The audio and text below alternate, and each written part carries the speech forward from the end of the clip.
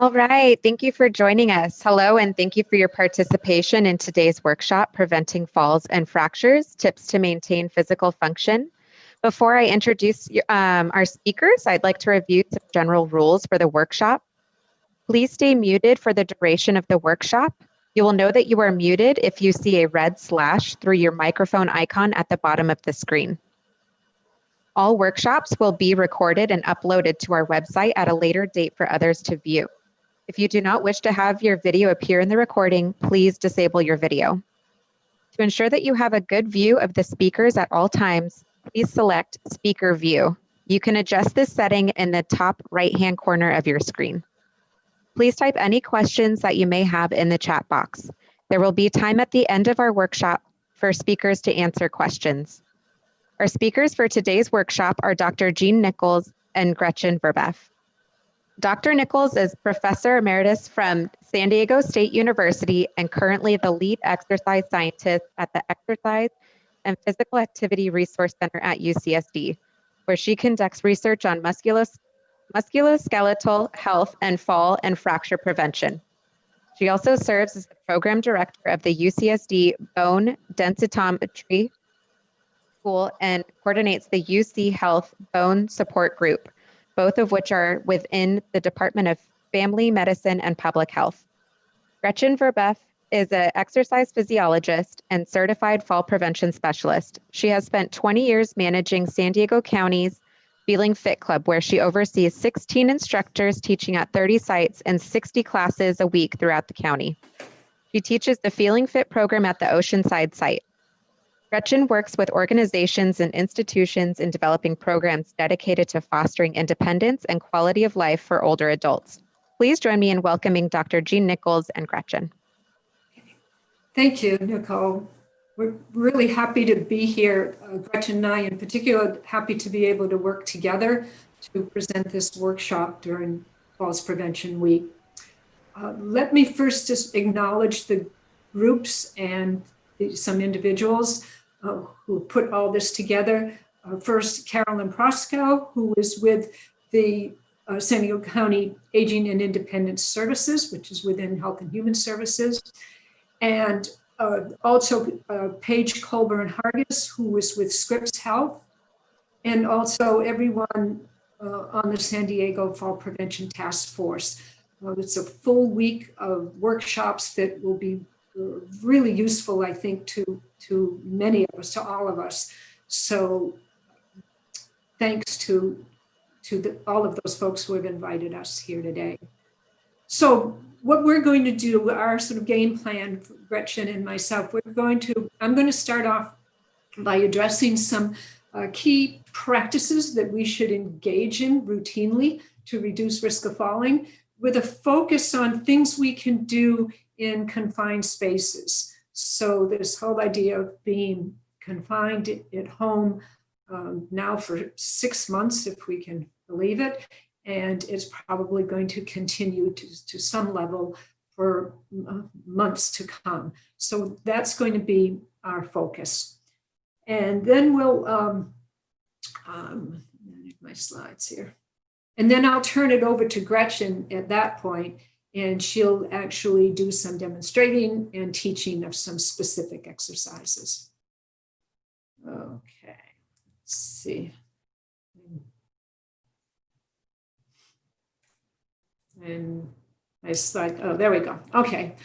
All right, well, I found this kind of cute little cartoon that is two little critters in their mouse house. One says to the other, the possibilities of what could go wrong out there are stressing me out. And I think we probably all can relate to these feelings of anxiety and worry about the possibility of getting exposed to COVID-19 if we leave the safety of our home. And it's not without good reason, because this is, as you know, a very serious virus that has health consequences for all, but particularly for middle-aged and older adults. So we know that one way to help reduce the stress is to be physically active. even when you're kind of feeling stuck and saying, what can I do? I can't go to my gym if you're a gym goer. What can I do at home without equipment, without space? So this again will be our focus. All right, so I'm going to start off by giving you some tips for spending time at home. And if you do nothing else, number one thing is to but practice breaking up the sitting time. And that means that just in general, every 30 to 60 minutes, if you're sitting, to break that up by standing, doing some activity, preferably something that involves some impact activity, like marching in place. If you have stairs in your house, maybe climbing up and down the stairs a few times, or on the bottom step, doing step ups and downs, and that kind of thing. Or do some leg strength exercises, standing up and down from the chair, doing some squats. These are in particular exercises that will help our balance and increase our strength, and therefore will certainly can help with reducing fall risk. Next, practice a whole variety of stationary or static, but mostly dynamic balance exercises. And once more, we'll give you some examples of these things. And try to increase the challenge to yourself all the time while minimizing risk. And these things should be done, balanced exercises really should be done daily or at least 4 or 5 days a week.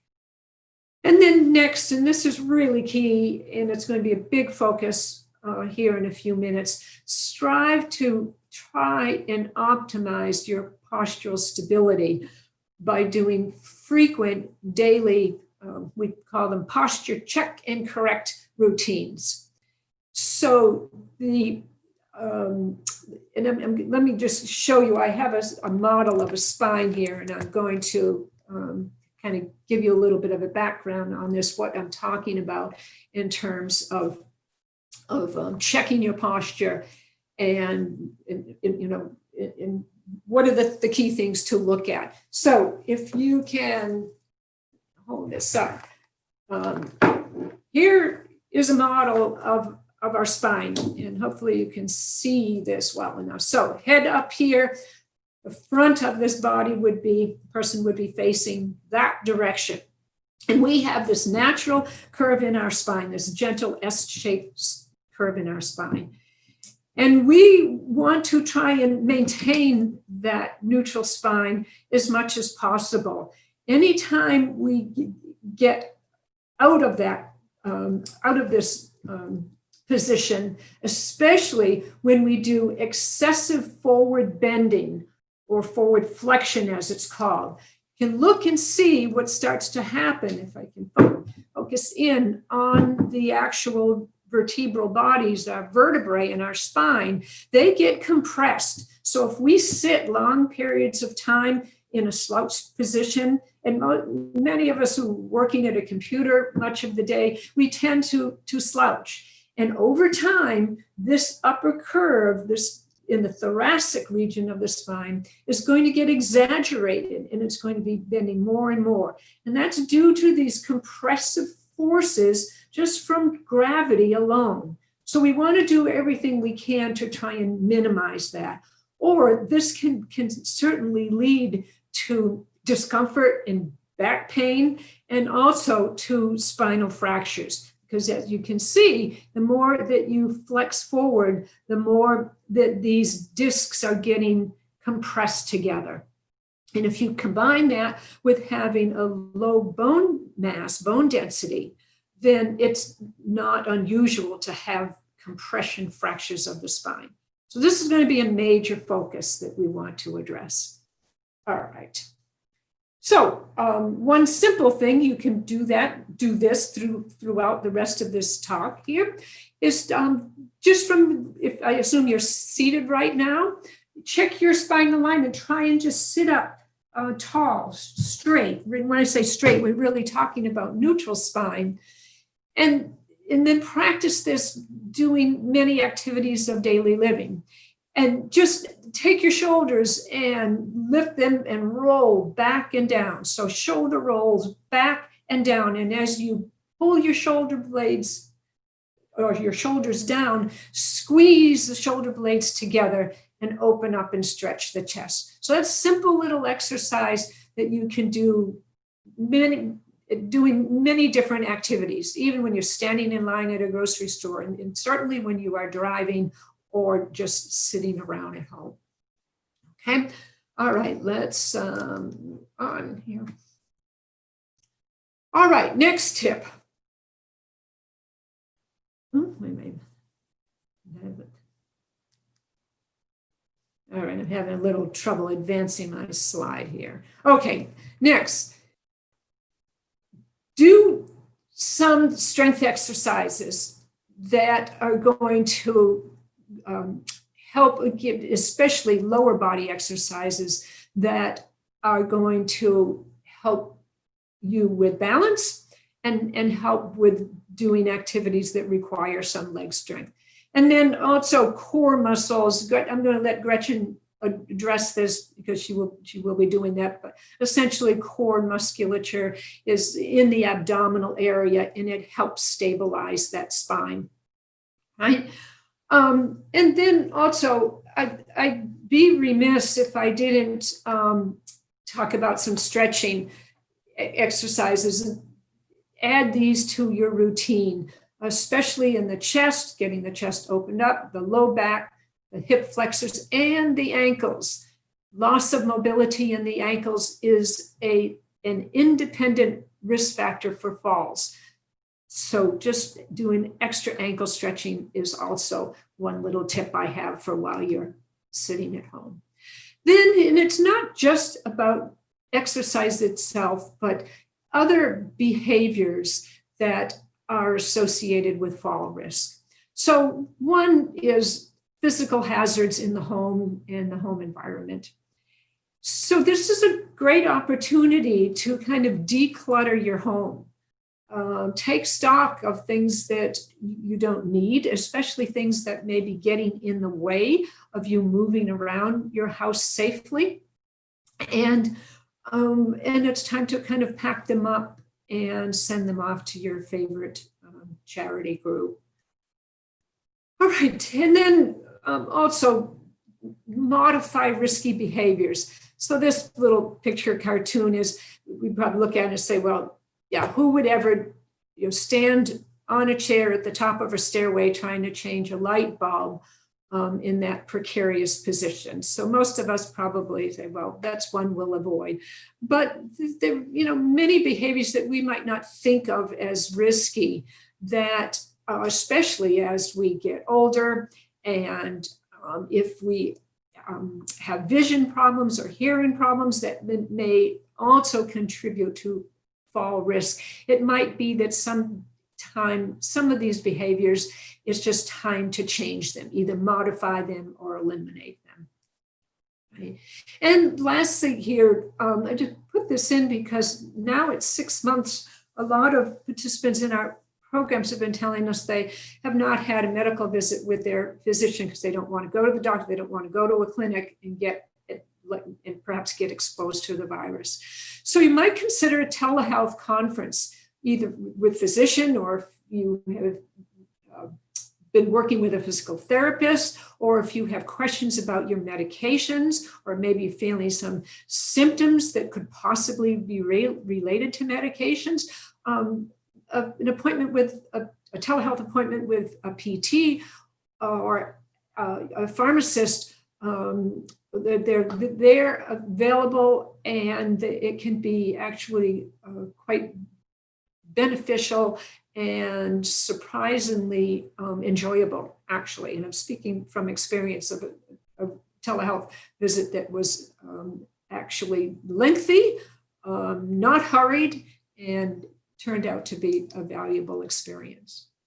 Okay, so what about equipment? What can you do? So people say, I don't have any equipment to work with. what can I do? Well, I've put on here some useful equipment, and I think maybe the one must-have thing here is a floor mat.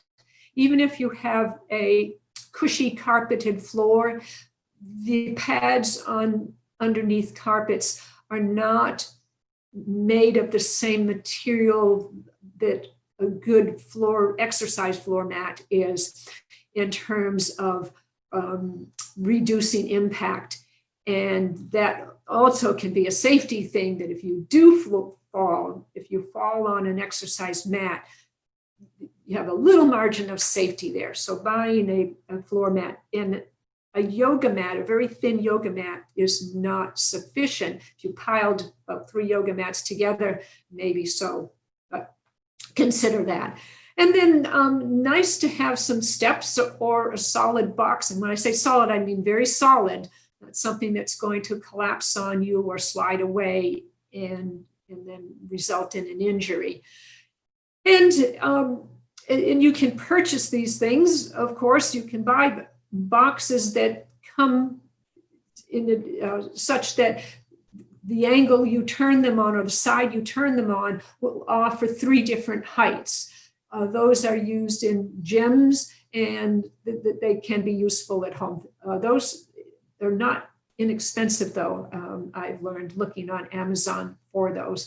But some kind of a solid box, even something from Home Depot, can be very inexpensive and useful. And then resistance bands. I put pictures of a tube band with handles, which really good handles certainly work better for people who have some arthritic changes in their hands. Much easier to hold a handle than to wrap a band around your hand. And then looped bands that I like. And I brought out a couple of them just to show you what they look like. They come in different resistances, so from very light to more difficult. We're going to show you an exercise you can do with those. I like those for home exercise. They're really safe, and a lot of things you can do in a little small space. And then hand weights or dumbbells are useful, but not necessary, really. They take up space in the house, but they do allow for graduated resistance. As you get stronger, you can go to a heavier and heavier one. Okay. All right. So this slide is a resource that's available on the National Osteoporosis Foundation website, nof.org. And you should check out that website. It has a lot of good resources for exercise things, for nutrition related, and other things for not only for practitioners and let's say clinicians, instructors, but people who just, for the general public. So this is a kind of a small poster that they have put out that I really like. It gets at this postural control, postural stability, and it shows correct and incorrect way of moving during common activities of daily living, or ADLs.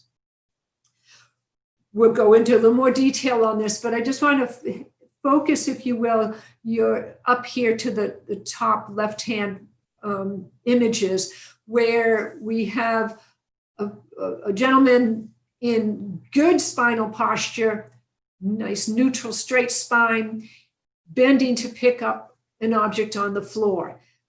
Right way to do it, wrong way to do it. And notice the difference. He's doing what is called a hip hinge, pushing his tailbone backwards with a slight bend in the knees to dip down and pick up a box. Think about that spine that I just showed you when it stays neutral versus when you bend over from the waist. This puts tremendous stress on that spine, and repeated during all different kinds of activities of daily living over time can be really detrimental. So we're going to try to practice doing this hip hinge exercise in just once again, while you are at home and not thinking about, we're not somewhere else where you have other things to do, use the time at home to take advantage of doing some of these exercises. And then I've put a few key exercises, and I know Gretchen is going to cover some of these, but if you look to the top left, this is a way you can check yourself doing a hip hinge. So this is a perfect example. Nice neutral spine. Head should be right in line with the spine. Your head's up just a little bit, and that's okay. Knees are bent. Sometimes when we teach this, we start off by having people put their hands on their knees for a little support. And then what this woman's doing in this picture, she's using a yardstick to kind of check her posture. And notice over here that the yardstick is touching her upper spine, but not her lower spine. If your spine is straight and neutral, you should feel that all the way down. So that's something you can practice. And then going on to what we think of is probably our favorite lower body strength exercise, and that's a squat, starting from a chair stand or a chair sit, if you will. Learning to do that hip hinge from standing position, hip hinge until all the way back until you're seated in the chair. And now you've done a squat exercise. I tell people to first practice this on the side of their bed, so they have a soft mattress to fall onto if indeed your legs don't support you on the way down. You can practice it that way and gradually challenge yourself a little more, remove the chair, work on, this woman here is doing a half squat, and that is characterized by where the thighs are at an angle greater than 90 degrees. A full squat down here is where the thighs are parallel to the floor. And actually she's a little bit beyond 90 degrees, which is perfectly technically okay, and it's fine. However, it's not easy to do. And what you cannot see in the picture is that this exercise, doing a full, say, deep squat, requires mobility or flexibility of the ankle joint, the hip joint, and the knee joint. So this is an advanced progression. Might never get to it, but if you can train yourself to get to doing this exercise here, half squat, and be technically perfect, you're going to really do a lot of good for strengthening your lower body without putting any stress at all on your spine. And then some other lower body work. Here's some things we like to do with bands, with those looped bands. These are called monster walks, and they can be done forward, backward, or sideward as shown here. And in this photo, female has the band around her thighs, and this guy has the band around his ankles. So the idea here being taking side steps without ever bringing your feet all the way close together. It works the muscles on the side and the back, primarily the back of your lower body. So your hamstring muscles behind your thighs and the gluteal muscles, or abbreviated glutes. Those are the muscles in your tush that become very flaccid over time if we sit a lot and don't exercise them. And in almost all of the activities we do, even active people, if you are an avid walker or jogger or hiker, or some other activities, we tend to use the front muscles, the quadriceps primarily. And so they get stronger, but then we end up with this imbalance. So adding some what's called posterior chain muscles on the back, are really good to do.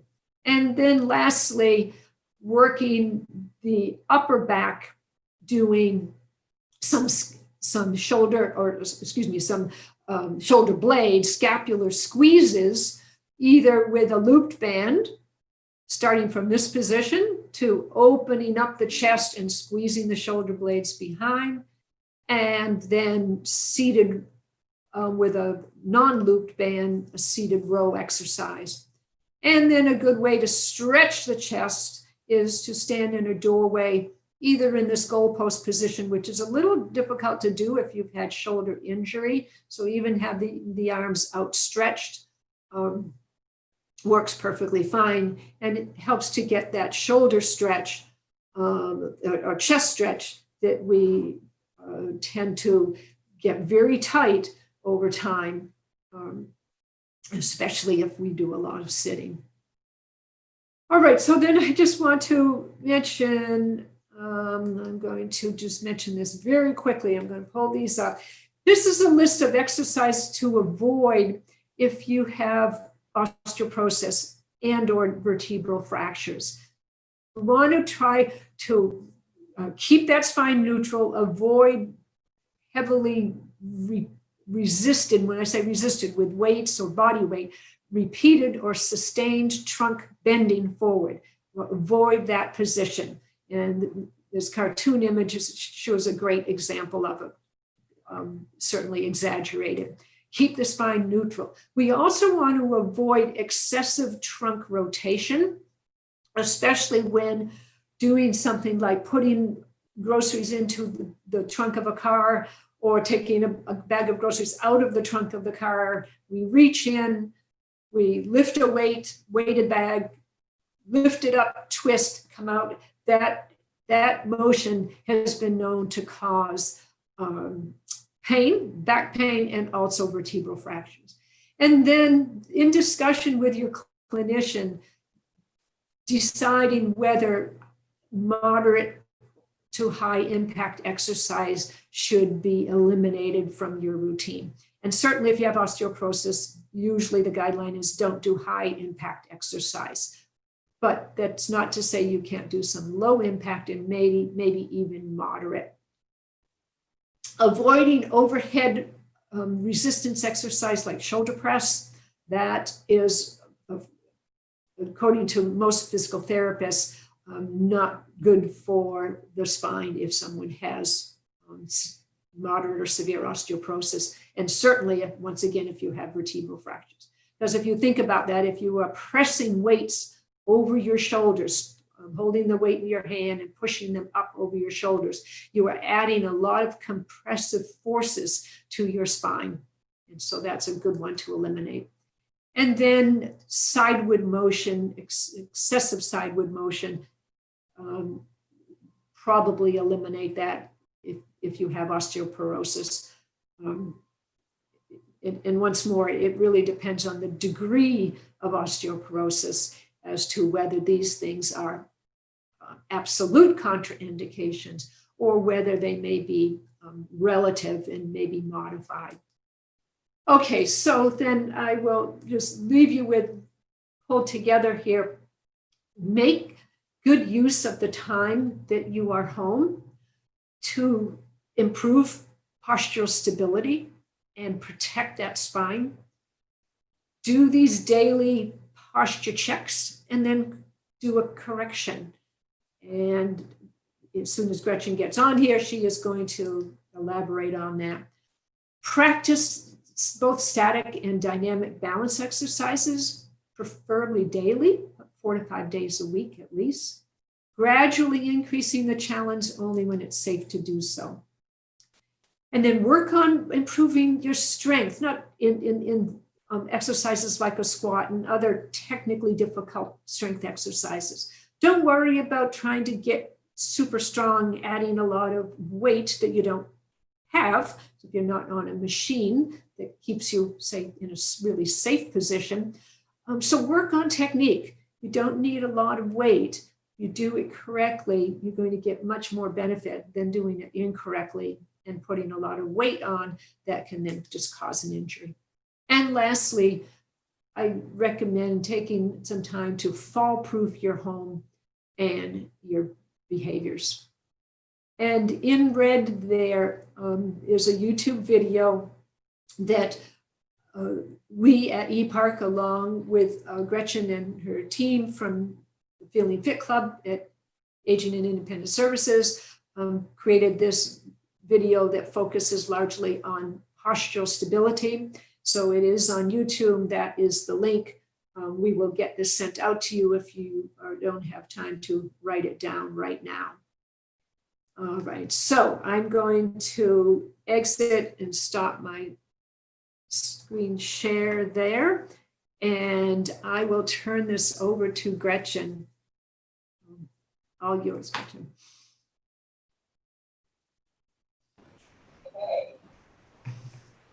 Okay, well, welcome. Thank you, Jeanne. That was great, and I hope you found that to be helpful. I want to just pick up on some of the slides that she shared. I have some of the equipment that she referred to, and we'll be using that today. So if you have any equipment around, we didn't prep you, but we will be doing some exercises today. I will be reviewing through the exercises in that YouTube video. Again, please use that as a tool. If you're a practitioner, feel free to use that as much as you need to. And if you're an older adult tuning in, feel free to use it, because we've put these exercises together to help you with your postural control and your stability. So just to review some equipment, she talked about a mat. Now, one of the things that's very important with providing safety is when you're exercising, you make sure that you're not on surfaces where you could trip. And if you could, you want to be lifting those feet up, right? She talked about bands. If you're part of the Feeling Fit Club, if you've been in our groups, or if you are a therapist, you have access to different bands. They have different resistance levels. If you don't have a looped band, you can tie a band together. And of course, dumbbells. And today we're also going to be using a water bottle for some balance. So another important thing when we exercise, especially with older adults, we want to have something stable around in case you lose your balance. So there's a chair. I have walls in front of me, behind me. So those things are very important especially when we're working on balance. Right? We want to have something stable nearby that's not going to tip over and fall. Reviewing neutral spine is something I feel is very important. I do it in all of my classes, almost to the point where it's very redundant, but so that they remember the importance of it, so that you're getting the most out of your exercise and you're doing it safely. So let's all review neutral spine. If you'd like to stand up out of your chairs, this would be a great time for you to practice some of the things with me. I'm going to go ahead and tilt my camera a little bit so that you can see my feet. Super important to see feet. All right. So neutral spine. What does that mean? We want to bring the belly button back towards the spine. We want to drop the shoulders down and back. Okay. We want to think about our eyes looking forward. Our chin is level. And we want to imagine a string pulling us upright to the ceiling. Now our alignment points. Your ears should be in alignment with your shoulders, in alignment with your hips, and your hips, if you're standing, are in alignment with those feet with equal pressure across the feet. And if you were seated, you would have equal pressure across those sit bones, okay, and your feet, all right? We want to encourage you to always warm up before you exercise, so just some toe tapping, some marching in place, those kinds of things. You don't want to start cold because you can hurt yourself, all right? Pull muscles and things like that. So those are some of the safety things. Also in my class, I always encourage everybody to have some water for hydration, good lighting, make sure the dogs aren't around or the kitty cats, and no throw rugs. Preferably, you want to have a nice clear surface area. If they're on the rug, that's fine, but just make sure they're picking their feet up, because if they drag their feet in those carpets, that can lead to falls, and we don't want it. This is all about fall prevention. So let's begin focusing on lumbar spine. All right, this is the lower part of the back, and we're again focusing on postural control exercises, and we're focusing on helping stabilize that spine. So feet are hip width apart, right? We review neutral spine. I want you to put your hands right here on the iliac crest. So 2 fingers in the front, thumb is in the back, okay, or your whole 4 fingers in the front. And we're just going to tuck the pelvis. I'll turn to the side. So what does that mean? We're contracting the abs. It's a subtle movement. There's no rib cage movement, all right? And we're pressing the navel to the spine. So we're tucking and back to neutral, tuck, back to neutral. Keeping an eye on the time here. Tuck, back to neutral. One more time. Tuck, and back to neutral. Okay, now we're going to do the pelvic tilt. So this time, we're going to stick the fanny out, okay? So we're going to combine afterwards. We'll tilt and come back to center. We're going to stick that tailbone out and back to center. I'll tighten my top, tilt, one more time, and tilt. Good. Now let's combine the tuck and the tilt. We'll stop in center in between. Okay, I'll turn to my side.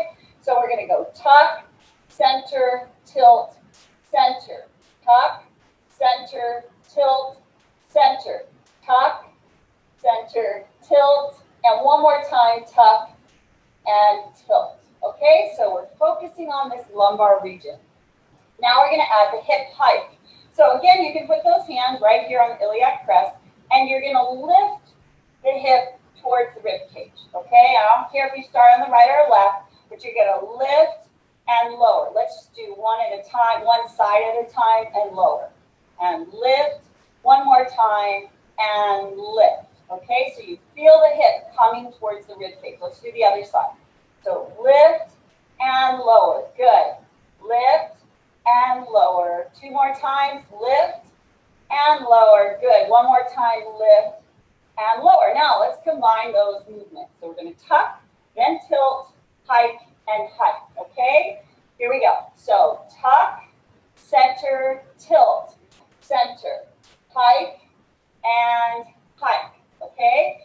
Tuck, center, tilt, center, hike, and hike. Okay? Two more. Tuck, center, tilt, center, hike. Isolate the movement. Hike. Here we go. No rib cage movement. It's all being done in the pelvic region. Hike and hike. All right. We can change the speed of that, modifying that, but that just gives you an idea of some of those exercises here to focus on the lumbar region. Jeanne talked about the hip hinge, a very important position to practice in all our activities of daily living, but particularly also when we're exercising to protect the spine, all right? It's a key spinal movement to help protect you from lower back injury and chronic pain, okay? So we want to practice this hip hinge. I tell my participants, think of your back as a door. A door doesn't bend, does it? It just opens and closes, but it stays straight. All right, so what I want you to do, seated or standing, whatever is most comfortable for you. If you're seated, you're going to slide your hands, I'll show in a chair, you're going to slide your hands forward while you keep your back straight. If we're standing, we're going to go ahead, you may position yourself holding the chair if you want, okay? And you're going to reach your arms forward comfortably while hinging from the hips. Okay, if you only want to use one hand, that's fine. Reach out with one hand. Remember, push your rear end backwards like you're sitting down in the chair. Jeanne talked about that. So you're going to reach forward and then push up through the heels. Okay, watch your knees so that they're not going in front of the toes. All right, I'll turn to the side. Here we go. So bottom goes back, knee behind the toe, and then push up. Excellent. If you want, use both hands. And also, just an added tip, I like to encourage my older adult participants to go ahead and spread their hands wide as they come up, and then push up as we come back. So feel the pressure sink back into the heels, and then press up. Okay, so practicing a squat really there. All right, let's move up the spine to thoracic. All right, these next set of exercises are to help strengthen the upper back and help prevent that excessive forward flexion that Dr. Nichols talked about that we want to avoid. We don't want to round our shoulders. We want to get those shoulders down and back. One visual that I give to our participants is to think about a pencil that you put between your shoulder blades and you want to keep it there, all right? You don't want to let the pencil drop. So how do we do that? That up, back, and down, holding that pencil right between the shoulder blades, okay? we're going to form 4 letters. I'm going to walk you through those, okay? You don't have to remember them, but they're the letters I, W, T, and Y, all right? You want to keep your knees soft. We're going to practice that hip hinge. It's slow and controlled, maintaining neutral spine throughout, okay? And shoulders up, back, and down. Remember that, all right? You're going to contract and squeeze. So the first letter, I, your arms are by your side. You're going to lift your arms to the rear. Your thumbs you can rotate up or down, okay? So squeeze the shoulder blades down and back, all right? And make the shape of an I. And then come back to center. Let's try that again. So squeeze shoulder blades down and back. And come back to center. Do you feel the squeezing happening with the shoulders? Okay, here we go. So hip hinge, soft knees, squeeze shoulders down and back. Come back to center one more time for me. Here we go. Shift the weight. Good. All right, let's shift to the letter W, all right? Your arms are bent at the elbow. They stay close to your body. And as we lift them, we're bringing those shoulder blades down and back. And we're hip hinging, keeping those knees soft. Lots to remember. Here we go. So hip hinge, make the shape of a W, and come back. All right? Arms stay bent at the elbow, close to the body. Squeeze down and back. Let's do that one more time. Make sure you're breathing, right? We want to breathe. Feet hip width apart. Here we go. And relax. Okay. Now, we're going to make the letter T. Thumbs are up. Contract the shoulder blades down and back. Hip hinge, soft knees. Here we go. So, shoulder blades. Do you feel the shoulder blades squeezing down and back? Holding that pencil in place, right? Here we go. Shoulders down and back. And breathing, right? Shoulders down and back. The letter T. One more time. Shoulders down and back. All right, are you feeling that in the upper back a little bit? All right, the last letter, the letter Y. Your elbows are slightly bent as we lift. Arms are going to come out a little bit more in front. Now, some older adults may not be able to do both arms. So listen to your body, know your body. You're welcome to use that chair and just do one arm out, okay? Remember, it's about you and what's working for you. Do it safely.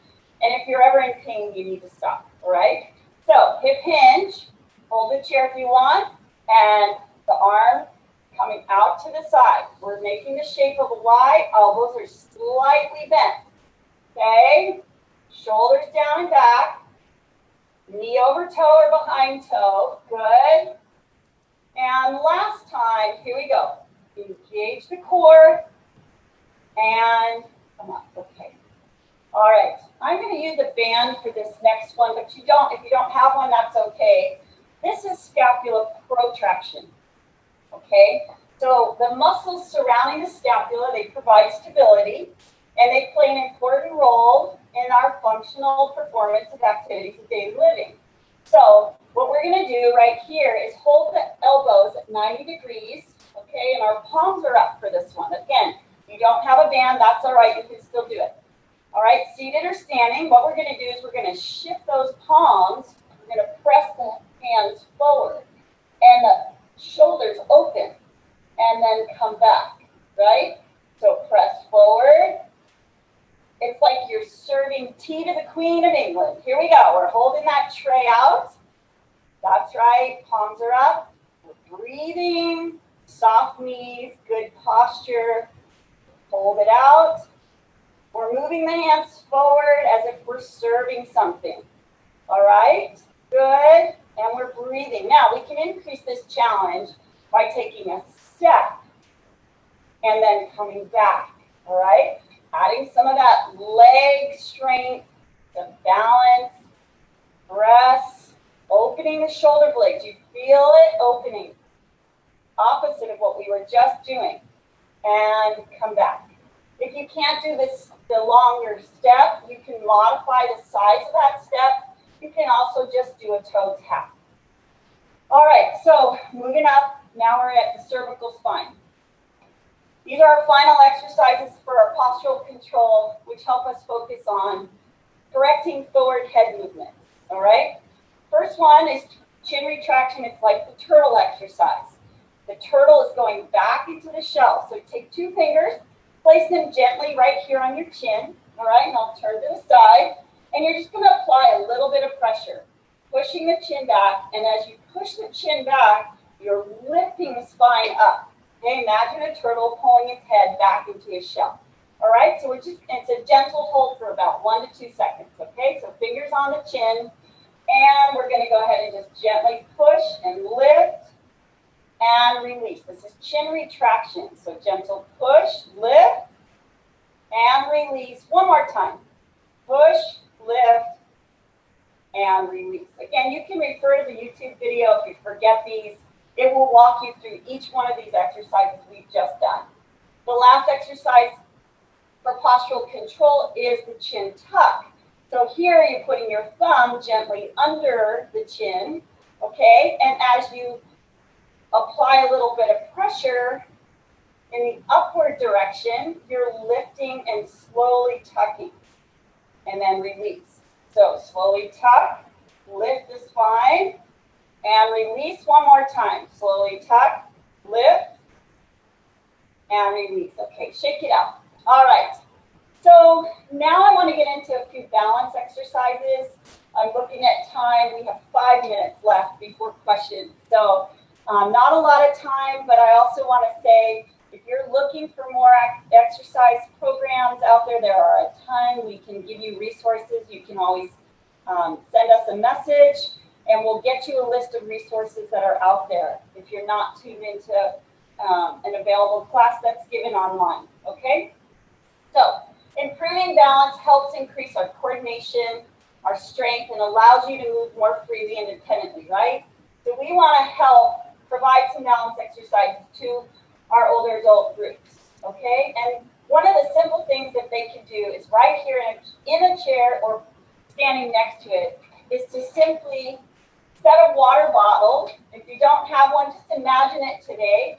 We'll put it right on the floor in front of you, okay? And feet are hip width apart.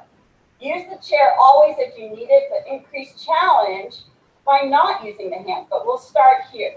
So simply bring the leg up and down as if you're hovering above that water bottle, okay? So up and down, up and down. Now, how can I make this harder?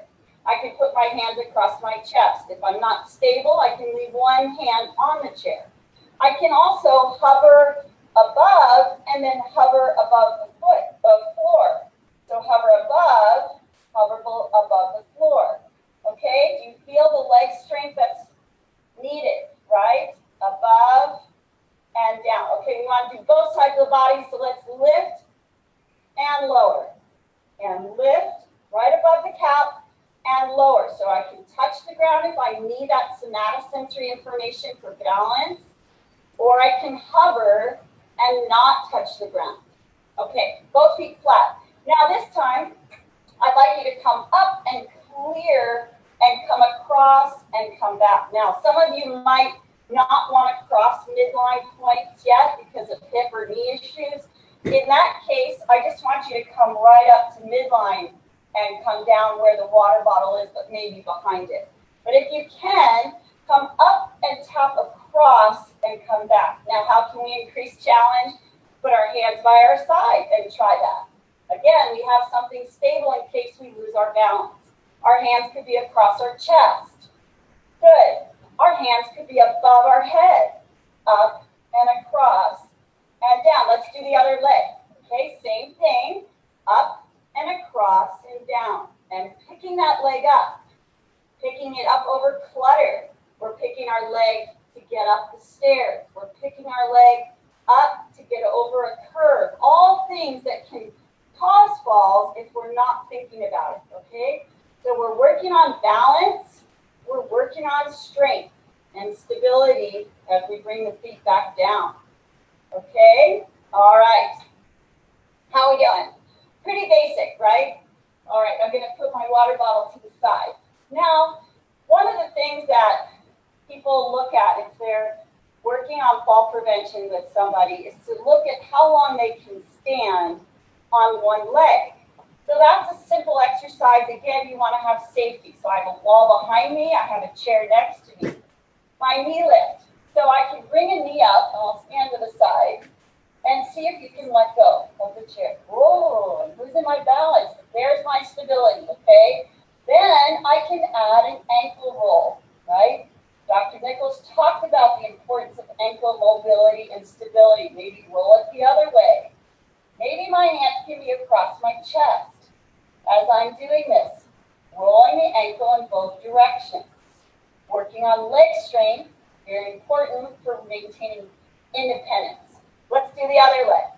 Oh boy, we're running out of time. I have a lot of exercises left to do, but I think we're gonna have to stop soon. All right, let's just do one strength training exercise, and then we're gonna call it a day. And come to my class, all right? So here's a band. Dr. Nichols talked about a looped band. I'm just gonna go ahead and put this band under, let's see, around my thighs, rushing, sorry. Okay, so I've got a band around my thighs, I'm seated, I'm tall, and I'm gonna press and open, press. Now, you don't have to loop it, you can just hold it, okay? And we're strengthening the outer hip here. Remember, strength is very important in helping reduce falls too. So there's a lot of exercises. You don't want to do all upper body or all lower body. You want to do a mixture of both, right? They help improve your balance as well. Pressing, releasing, pressing, and we're doing this seated, helping stabilize ourselves. And modify these standing as well, doing some step lunges with the band around the thighs. But I have to stop now, so that's the end of my presentation, and I guess we'll take some questions and answers.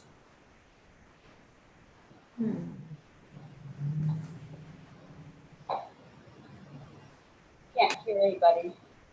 Jeanne back? Yes. Hi. At this time, if you have any questions, feel free to put them in the chat box, and we will answer your questions.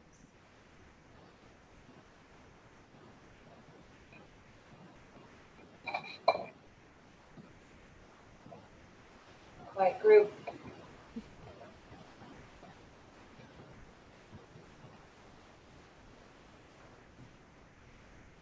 Maybe you will have time to do those extra exercises. Yeah, maybe, huh?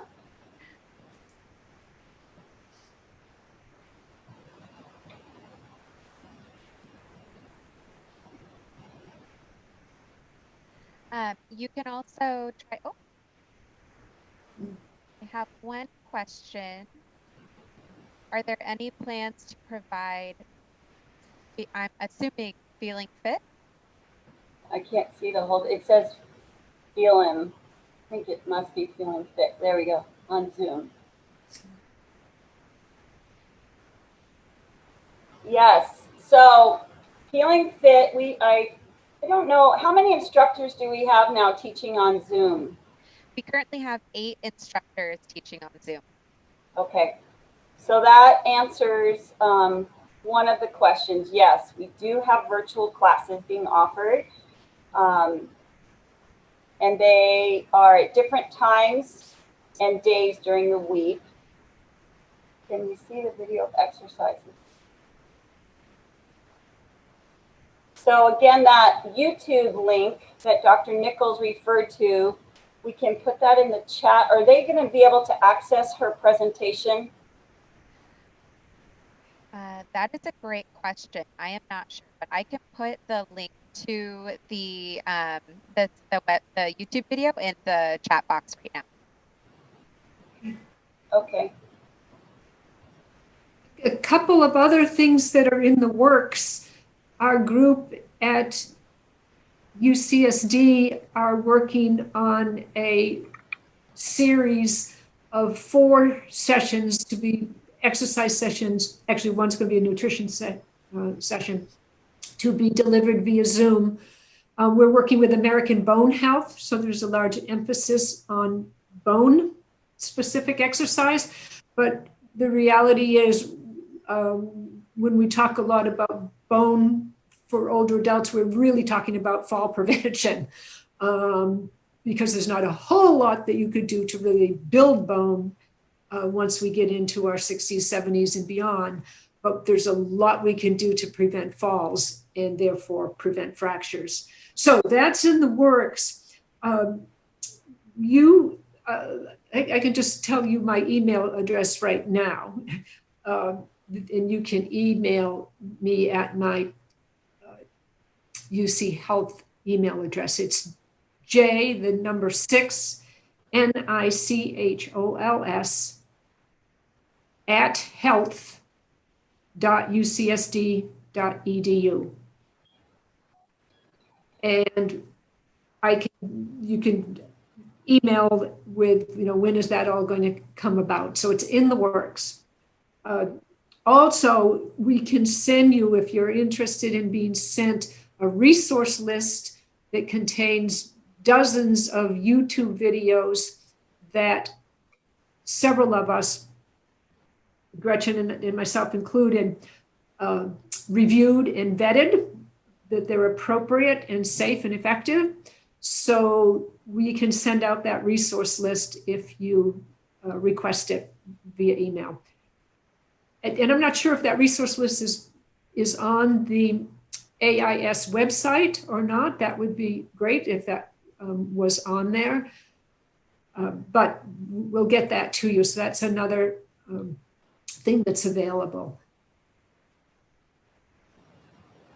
What other questions here? We have a question. I understand that forward flexion is bad for osteoporosis. Are spinal twists equally bad? Yes. So that was on one of the slides that near the end, what not to do with osteoporosis. Forward flexion, as you said, is the thing we want to avoid the most. But then a lot of twisting motion, twisting when it's resisted. And so if you're doing something that's with weight, or if you're twisting against a resistance of, it could be machines that are designed to do these kinds of twisting exercises under resistance. You don't want to do those. And you don't want to do them repeatedly. So a little bit of twisting to keep some range of motion in the upper body is a good thing for most of us. But excessive and resisted trunk twisting should be avoided.